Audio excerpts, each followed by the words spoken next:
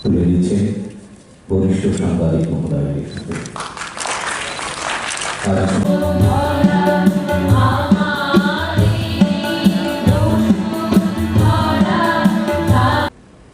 আপনার যেটা কিছুদিন আগে আমরা লক্ষ্য করেছি যে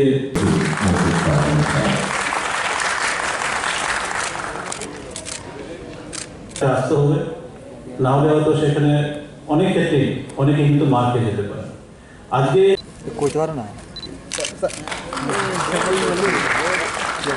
যে আজকাল আরেকটি চ্যালেঞ্জ আছে পেইড নিউজের চ্যালেঞ্জ আছে ফেক নিউজের চ্যালেঞ্জ।